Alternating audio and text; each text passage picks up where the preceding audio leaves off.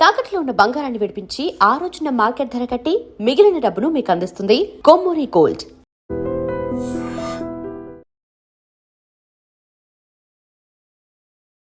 నమస్కారం, welcome to I dream. ధర్మ మార్గం విత్ విస్తా కార్యక్రమానికి స్వాగతం.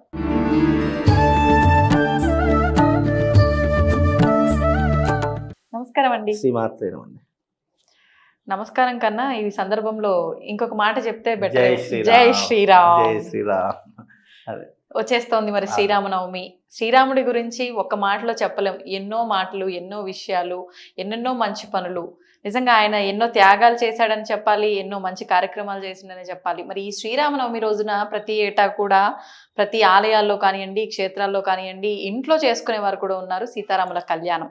నిజంగా ఈ రోజున విశేషంగా సీతారాముల కళ్యాణమే చేయాలా, ఇంకేమైనా విధానాలు ఆచరించవచ్చా, అసలు నవమి రోజున వివాహం ఏంటి అనే వారికి ఏం చెప్తారు, ఇవన్నీ కూడా వివరించండి. తప్పకుండా తెలియజేస్తున్నాము. ముందుగా వీక్షిస్తున్న ప్రేక్షకులందరికీ శ్రీరామ రామ రామేతి రమే రామే మనోరమే సహస్రనామ తత్తుల్యం రామనామ వరానని అందరికీ జై శ్రీరామ్. సీతారాముల కళ్యాణం ఎప్పుడు చేస్తాము? శ్రీరామనవమి రోజు అని అంటున్నారు. కానీ శ్రీరామనవమి రోజున చేసేది ఏంటి అంటే డోలోత్సవం చేయాలి, కళ్యాణం చేయాలి అని ఇక్కడ ఏ శాస్త్రంలో కూడా లేదు. ఆగమ శాస్త్రాల్లో కానీ ధర్మ పురాణాలలో కనుక చూసుకున్నట్టయితే శ్రీరాముడికి ఈ యొక్క చైత్రమాసంలో వచ్చేటటువంటి నవమి రోజున కళ్యాణం కాదు చేయవలసింది, పుట్టినరోజు. ఆయన పుట్టినటువంటి రోజు అది, కళ్యాణం చేయవలసింది రోజు కాదు. మరి కళ్యాణం ఎప్పుడు చేయాలి అంటే కనుక జ్యేష్ఠ శుద్ధ త్రయోదశి రోజున, జ్యేష్ఠ మాసంలో వచ్చే శుద్ధ త్రయోదశి రోజున రాముల వారి కళ్యాణం. మరి ఇప్పుడు ఎందుకు చేస్తున్నాము? అయితే ఎందుకు చేస్తున్నాము అని అంటే, పులిని చూసి నక్క వాతలు పెట్టుకున్నది అన్నట్టుగా తెలంగాణలో ఉన్నటువంటి సాంప్రదాయం ఏంటంటే, ఒకరు చేస్తున్నారు కదా మనం కూడా చేస్తే బాగుంటుంది. లేదు, భద్రాచలంలో నవమి రోజున కళ్యాణం చేస్తారు. భద్రాచలంలో చేసేటటువంటి బ్రహ్మోత్సవాలలో భాగంగా కళ్యాణం చేస్తారు తప్ప నవమి రోజున కళ్యాణం చేయాలని ఎక్కడా కూడా లేదు. నవమి రోజున మళ్ళీ భద్రాచలంలో డోలోత్సవం కూడా చేస్తారు, కానీ అది అక్కడే ఆచారం. కానీ ఎక్కడ కూడా డోలోత్సవం చేయరు. కానీ ఎప్పుడైతే శ్రీరామనవమి అనేటటువంటిది ఉందో అది స్వామి వారి యొక్క పుట్టినరోజు కాబట్టి ఆ రోజున చేయవలసిందంటే పుట్టినరోజు మాత్రమే చేయాలి, కళ్యాణం చేయకూడదు. కానీ మన ఆచారంలో అంటే భద్రాచలంలో కళ్యాణం చేస్తున్నారు కాబట్టి మనం కూడా కళ్యాణం చేద్దామని అలా ఆ యొక్క ప్రతిపాదనలో భాగంగా అదంతా విస్తరించి అందరూ కళ్యాణం చేయడం మొదలుపెట్టారు. ఆనవాయితీ ఏం లేదు ఇక్కడ. ఆనవాయితీ అనేటటువంటిది ఎట్లా ఉంటుందంటే, మన శాస్త్రంలో పురాణాలలో ఉంటే అది ఆనవాయితీ అంటాము. ఒకరు అక్కడ జరిగే బ్రహ్మోత్సవాలు జరుగుతాయి కదా, ఇప్పుడు స్వామివారికి బ్రహ్మోత్సవాలలో భాగంగా అది చేస్తారు తప్ప ప్రత్యేకంగా నవమి రోజున కళ్యాణం అనేటటువంటి చేయరు. అక్కడ కూడా మీరు గమనిస్తే కళ్యాణం చేస్తారు, డోలోత్సవం అయిన తర్వాత కళ్యాణం అంటే తొట్లిలో వేసిన తర్వాత పుట్టినరోజు చేసిన తర్వాత కళ్యాణం చేస్తారు. తెల్లవారితే స్వామివారి పట్టాభిషేకం చేస్తారు. ఇలా ఈ రకమైనటువంటి పద్ధతులు ఉన్నాయి. కానీ ఏదేమైనప్పటికీ కూడా ఆ స్వామివారి యొక్క కళ్యాణం చూడలేదు కాబట్టి ఇప్పుడు మనం ఏదో స్వామివారిని గుర్తు చేసుకోవడానికి కళ్యాణం చేస్తున్నాము. ఏదేమైనప్పటికీ కూడా మనం స్వామివారిని ఆచరణ చేసుకోవాలి కాబట్టి, గుర్తు చేసుకోవాలి కాబట్టి కళ్యాణము డోలోత్సవం ఏదో ఒకటి చేస్తున్నాం. ఏది చేసినప్పటికీ కూడా ఆ స్వామివారి యొక్క అనుగ్రహం కోసమే చేస్తున్నాం. ఇక్కడ దోషం ఏం లేదు. కాకపోతే కళ్యాణం అనేటటువంటిది పుట్టినరోజుకు బదులు కళ్యాణం చేసేటటువంటిది మాత్రం కొద్దిగా ఆలోచించవలసిన విషయం అనేటటువంటిది ప్రజలకు తెలియజేసేటటువంటి అంశము. కళ్యాణం చెయ్యాలి అని అంటే మనకు జ్యేష్ఠ శుద్ధ త్రయోదశి రోజు రాముల వారి కళ్యాణం. మరి శివపార్వతుల కళ్యాణం ఎప్పుడు చేయాలి అని అంటే చైత్రమాస శుద్ధ త్రయోదశి రోజున శివపార్వతుల కళ్యాణం చేయాలి. ఇది ఈ మాసంలోనే కళ్యాణము. కాబట్టి ఈ సందర్భాల్లో అంటే పుట్టినరోజు వేరే, కళ్యాణం రోజులు వేరే. అంటే భగవంతుడికి సంబంధించినటువంటి కథలు చాలా మట్టుకున్నాయి. కానీ కొన్ని ప్రాంతీయ ఆచారాన్ని బట్టి, దేశ సాంప్రదాయాన్ని బట్టి మార్పు చెందుకుంటూ వచ్చాయి. సరే, ఏదేమైనప్పటికీ ఇప్పుడు సీతారాముల కళ్యాణం గురించి మాట్లాడుకుందాం. నిజానికి సీతారాముల కళ్యాణం ఎందుకు చేయాలి, చేస్తే మనకు వచ్చే ప్రయోజనం ఏంటి? చాలా మంది కోరికలు, లేదు అంటే ఇది చేస్తే మనకి ఏదైనా అదృష్టం కలుగుతుందేమో, లేదు ఈ కళ్యాణంలో పాల్గొనడం వల్ల మన యొక్క కర్మ మారుతుందేమో అని అనుకుంటారు. కానీ సీతారాముల కళ్యాణం వెనక ఉన్నటువంటి గొప్పనైనటువంటి విలువలు ఏంటి అంటే, రాముడు అనేటటువంటి వాడు దేనికి గుర్తు, రాముడు ధర్మాన్ని ఎందుకు ఆచరించాడు, ధర్మాన్ని ఆచరించడం వల్ల మనం ఏం నేర్చుకోవాలి అనేటటువంటిది తెలుసుకోవాలి. నిజానికి ఇప్పుడు మీరు 4 యుగాలు ఉన్నాయండి. త్రేతాయుగము, సత్యయుగము, త్రేతాయుగం, ద్వాపర యుగం, కలియుగం. సత్యయుగంలో ధర్మం 4 పాదాల మీద నడిచింది. త్రేతాయుగానికి వచ్చేసరికి 3 పాదాలకు పడిపోయి 3 పాదాల మీద నడిచింది. ద్వాపర యుగం వచ్చేసరికి 2 పాదాల మీద నడిచింది. కలియుగం వచ్చేసరికి 1 పాదం మీద నిలబడింది. ఇది కూడా అయిపోయింది అంటే జీరో, ఏమీ ఉండదు. మళ్ళీ కొత్త యుగం ప్రారంభమవుతుంది. ఇలా ఒక్కొక్క యుగానికి ధర్మం అనేటటువంటిది ఇన్ని రకాలుగా విభజించడం జరిగింది. ఎప్పుడైతే త్రేతాయుగంలో శ్రీరాముడి అవతారం ఎత్తాడో అప్పుడు ఆ రాముడి యొక్క నిజమైనటువంటి ఆదర్శాలు విలువలు పాటించడానికే మనం సీతారాముల కళ్యాణం చేసుకోవాలి తప్ప త్రేతాయుగంలో ఆయన ఆచరించినటువంటి విలువలు ఏవైతున్నాయో ఇప్పుడు ఆచరించడం వల్ల లేదు ఇప్పుడు ఆచరిస్తే చాలామంది నవ్వుతారు, లేదా అవి చెప్పినా కూడా కింద కామెంట్స్లో అప్పుడు ఆ యుగంలో పాటించారంటే ఇప్పుడు యుగంలో పాటిస్తే మనల్ని ఎవరు ముంచేసే వాళ్ళే తప్ప పైకి తేల్చేవారు ఎవరు ఉండరు అనుకోండి. కానీ ధర్మాన్ని పాటించడం అనేటటువంటిది రాముడికి పుట్టుకతో వచ్చింది. ఇక్కడ ధర్మము రాముడు వేరు కాదు, రెండూ ఒకటే. ధర్మం అంటే రాముడు, రాముడు అంటే ధర్మం, రెండుటిని విడదీసి చూడలేము. అలా విడదీసి చూసామనుకోండి మనం పాపాత్మలం అవుతాము. కాబట్టి ఎప్పుడు కూడా అలా చూడకూడదు. కాబట్టి ఈ యొక్క త్రేతాయుగంలో జరిగినటువంటి నేను చెప్తాను. అలాగే రామాయణము అనేటటువంటి కావ్యం ఉంది. రామాయణము ఎన్ని భాగాలుగా ఉందో తెలుసా? 100,000,000 ప్రవిస్తరం, 100 కోట్ల రామాయణాలు ఉన్నాయి మనకి. అందుకే 100,000,000 ప్రవిస్తరము అనేటటువంటి శ్లోకం వస్తుంది. రామాయణం శ్లోకాలు 100 కోట్ల శ్లోకాలు ఉన్నాయి. అందులో ఇప్పుడున్నటువంటి ఈ కలియుగ రామాయణంలో కేవలం 24,000 శ్లోకాలు మాత్రమే ఉన్నాయి. మిగతావన్నీ కనుమరుగు, కాలక్రమంలో అన్నీ కనుమరుగైపోయాయి. రామాయణం రాసింది ఎవరు అని అంటే వాల్మీకి అని చెప్తారు. కానీ రామాయణం రాసింది ఎవరు? ఆంజనేయ స్వామి. అది ఎవరికి తెలియదు. రెండవది రామాయణం చెప్పింది ఎవరు? శివుడు. శివుడి నుంచి ఎవరు విన్నారు? బ్రహ్మదేవుడు విన్నాడు. బ్రహ్మదేవుడి నుంచి ఎవరు విన్నారు? నారదుడు విన్నాడు. నారదుడి నుంచి ఎవరు విన్నారు? సప్త ఋషులు విన్నారు. సప్త ఋషుల దగ్గర నుంచి ఎవరు విన్నారు? ఆంజనేయ స్వామి విన్నాడు. ఆంజనేయ స్వామి దగ్గర నుంచి ఎవరు తీసుకున్నారు? వాల్మీకి తీసుకున్నాడు. ఇన్ని రకాలుగా ఉంటేనే ఒక రామాయణం అనేటటువంటిది ఏర్పడుతుంది తప్ప రామాయణం అంటే ఏదో చిన్న కావ్యము చిన్న ఘటనో కాదు. అది రామాయణం వింటే, రామాయణం చదివితే నిజంగా చెప్తున్నాను అదొక అద్భుతమైనటువంటి దృశ్య కావ్యము అని చెప్పుకోవచ్చు. అలాంటి రామాయణంలో ఇప్పుడున్నటువంటి రామాయణానికి చాలా తేడా ఉంది.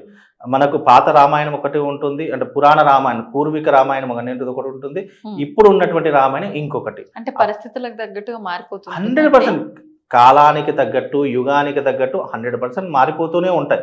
ఇప్పుడు రామాయణ కాలంలో బ్రతికినట్టుగా మనం ఇప్పుడు బ్రతకగలుగుతామా?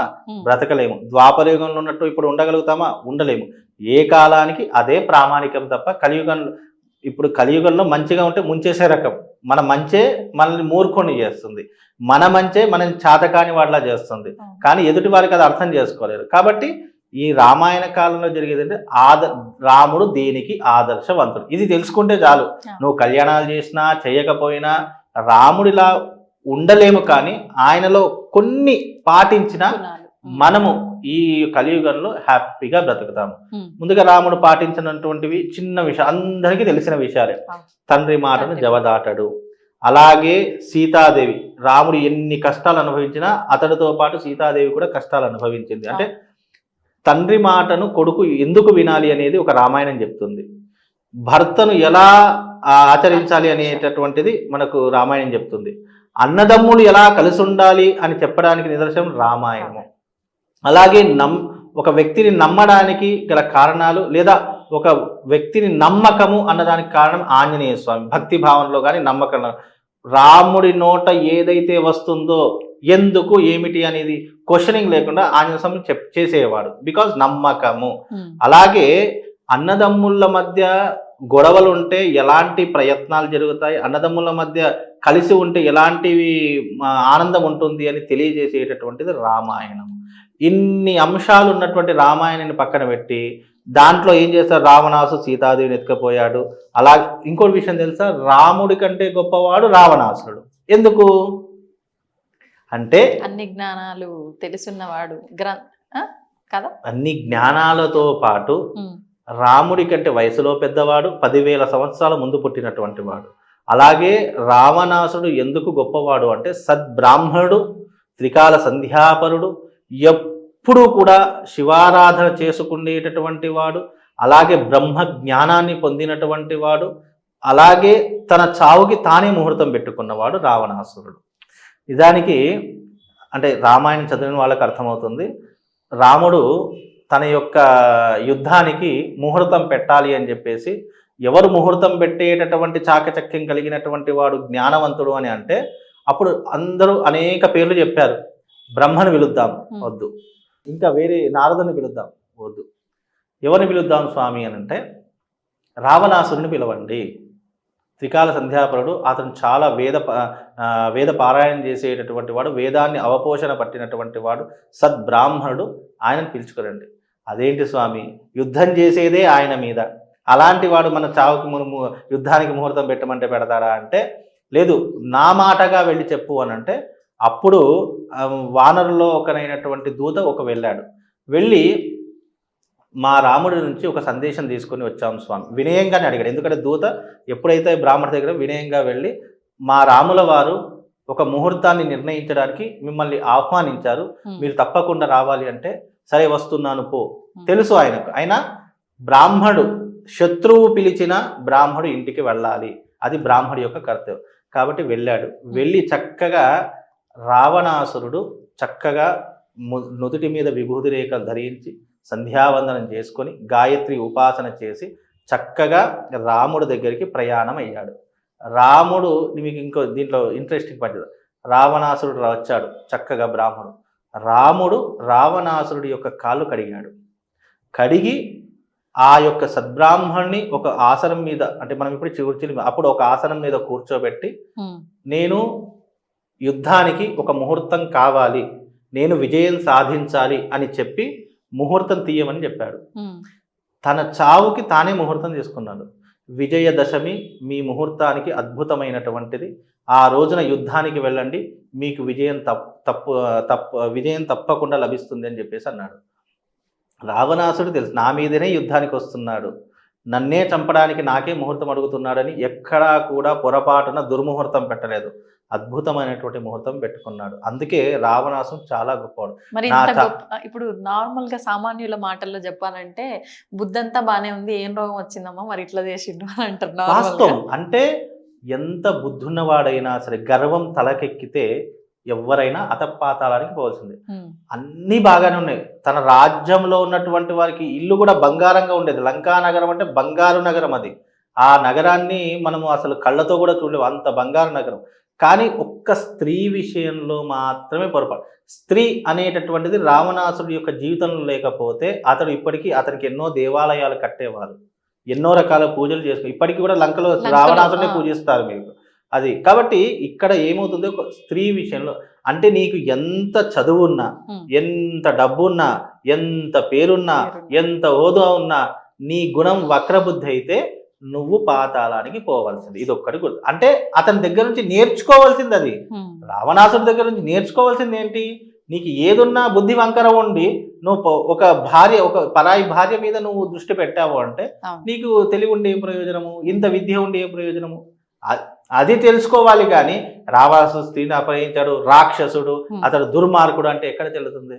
కాబట్టి కొన్ని సందర్భాల్లో పురాణాలలో జరిగింది ఏంటి అంటే కథల్లాగా విని ఇందులో మంచేంటి చెడేంటి అనేది తెలుసుకోవాలి తప్ప, దుష్టుడు దుర్మార్గుడు రావణాసుడు కంటే నీచమైనటువంటి వాళ్ళు ఈ కలియుగంలో చాలా మంది ఉన్నారు. మరి వాళ్ళని ఏమనాలి చెప్పండి.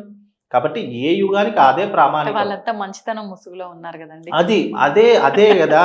రావణాసురుడు ఒక స్త్రీ విషయంలో చెడ్డవాడయ్యాడు, కానీ నిజంగా అతని జీవితంలో స్త్రీ అనేటటువంటిది లేకపోతే రామాయణం లేదు, అసలు వాళ్ళ పుట్టుకే లేదు. కాకపోతే ఏంటంటే వాళ్లకు ఉన్నటువంటి ఏవైతే ఈ యొక్క జన్మలు ఉన్నాయో ఆ జన్మల్ని తొందరగా తీర్చుకొని మళ్ళీ వైకుంఠం. వాళ్ళిద్దరు రావణ కుంభకర్ణులు ఎవరు అంటే జయ విజయులే. తప్పకుండా వాళ్ళని సంహరిస్తేనే వాళ్ళకు ముక్తి. మన జీవితంలో కాలచక్రంలో మనిషి చనిపోతేనే అన్ని భవబంధాలు తొలగిపోయి మన ముక్తిని పొందుతూ ఉంటాము. అలాగే రావణ కుంభకర్ణులు కూడా వాళ్ళు కూడా ముక్తిని పొందడానికి మాత్రమే ఈ యొక్క తతంగం అంతా నడిచింది. దీంట్లో తెలుసుకోవాల్సినటువంటి నీతి ఏంటి అంటే, రామాయణంలో మంచి ఏంటి చెడేంటి. నువ్వు ఒక రావణాసురులా ఒక స్త్రీ మీద ఎప్పుడైతే వ్యామోహ పడతావో నీ జీవితము, నువ్వు ఎంత ఉన్నతుడవైనా నీ జీవితం అతపాతాళానికి చిట్ట చివరకు నువ్వు చెడ్డవాడిగానే గుర్తింపబడతావు. నువ్వు అందరికీ మంచి చేసి నువ్వు ఏ ఇద్దరికి తప్పు చేసినా నువ్వు చెడ్డవాడిగానే గుర్తిస్తావు. చెడు అనేటటువంటిదే గుర్తుపెట్టుకుంటావు తప్ప మంచి గుర్తు పెట్టుకోరు. అందుకే రామాయణము, సీతారాముల కళ్యాణము వీటన్నిటి వెనక ఉన్నటువంటిది ఏంటంటే రాముడి నుంచి ఏం నేర్చుకోవాలి, ఎలాంటి ఆదర్శాలు పాటించాలనేదే నేర్చుకోండి తప్ప నాకు ఆ పూజ చేస్తే ₹1,00,00,000 వస్తాయి, ఈ పూజ చేస్తే నాకు మంచి పేరు వస్తుంది, ఇవి కాదు. రాముడి యొక్క కళ్యాణం వెనక ఉన్నటువంటిది ఏంటంటే రాముడి యొక్క ఆదర్శాలు గుర్తు చేసుకోవాలి, ఇలా ఉంటే బాగుంటుంది అనేటటువంటి ఒక మనస్సులో భావన రావాలి తప్ప కళ్యాణం చేస్తే ఏమొస్తుంది, కళ్యాణంలో మనం ఏం చేస్తే మనకు మంచి జరుగుతుంది, ఇవి కాదు. కళ్యాణం చేస్తే మంచిదే అనేటటువంటిది కాదు, చెడ్డది అనేటువంటిది కాదు, కానీ కళ్యాణం చేయడం వల్ల మంచిదే, కానీ రాముడి యొక్క ఆదర్శాలు నేర్చుకుంటే బాగుంటుంది. పోనీ రెమెడీస్ చెప్దాము అనంటే వివాహం కానటువంటి వారు, అలాగే సంతానం లేనటువంటి వారు, ఈ ఇద్దరికి సీతారాముల కళ్యాణం డోలోత్సవం ఉపయోగపడుతుంది. ఎవరికైతే సంతాన భాగ్యం లేదో వాళ్ళు స్వామివారి యొక్క డోలోత్సవం అంటే తొట్టెలో వేసి స్వామివారి యొక్క తొట్టెలో రాముల వారిని వేసినప్పుడు ఆ తొట్టెలను పట్టుకోవడం వల్ల అందులో పళ్ళు పెడతారు. ఎప్పుడైతే డోలోత్సవం చేస్తారో దాంట్లో పండ్లు ఫలాలు పెడుతూ ఉంటారు. ఆ పండ్లు ఫలాలు ఎవరికైతే సంతానం లేదో ఆ సమయంలో ఎవరికైతే సంతానం కాదు వాళ్ళ ఒళ్ళో పెడితే తొందరగా ఆ పండ్లు ఇద్దరు భార్యాభర్తలు తింటే సంతానం అవుతుంది అని మనకు పురాణ గాథ.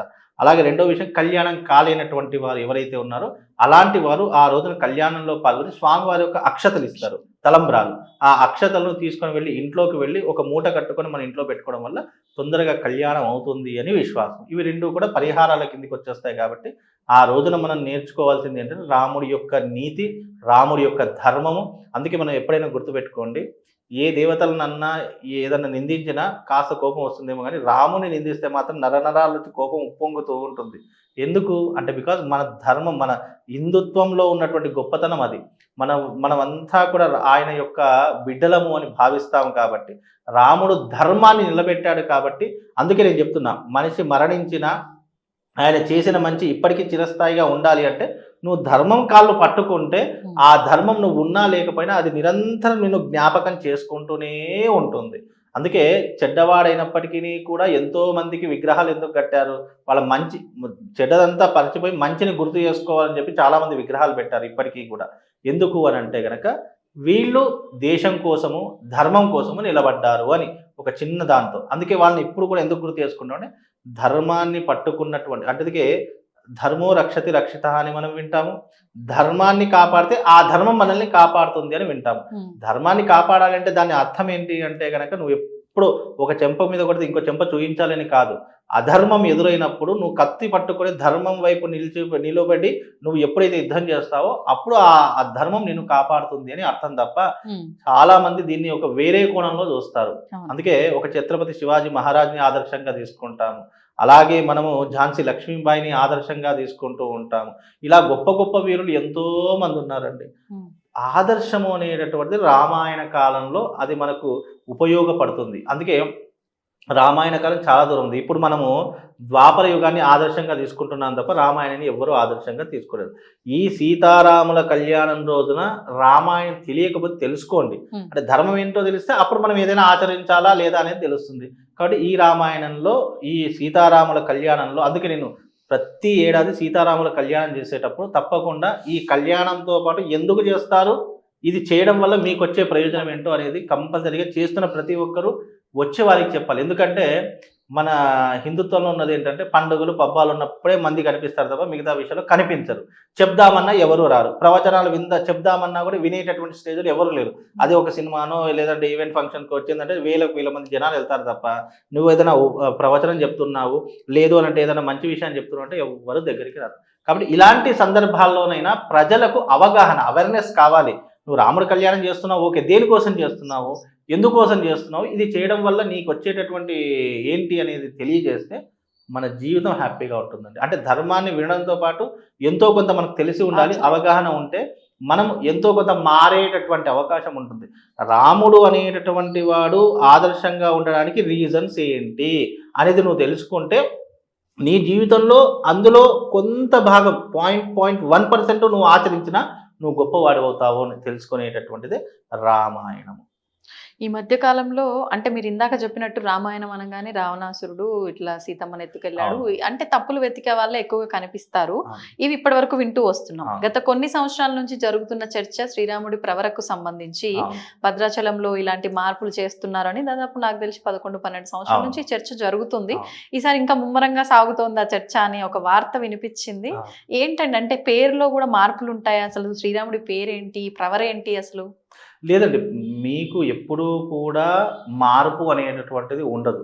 అంటే కొంచెం తెలిసి తెలియనటువంటి అజ్ఞానులు ఉంటారు చూసారా, అలాంటి వారి వల్ల ఇలాంటి అనేక రకాలైనటువంటి విమర్శలు అనేటివి ఎదుర్కోవాల్సిన పని ఉంటుంది. శ్రీరాముడి యొక్క ప్రవర అంటే ఏంటి? తాత, ముత్తాత, వంశము ఇవన్నిటినీ కూడా ప్రవర రూపంలో చెప్పేటటువంటిదే ఈ యొక్క అర్థం వస్తుంది తప్ప దానికి మళ్ళీ ప్రాంతీయాన్ని బట్టి ఆచారాన్ని బట్టి ఒక్కొక్కరు ఒక్కొక్క రకంగా చెప్పేసరికి అక్కడ ఏమవుతుందంటే వేరియేషన్ వస్తూ ఉంటుంది. కాబట్టి శ్రీరాముడి యొక్క ప్రవర అనేటటువంటిది ఒకే రకంగా ఉంటుంది.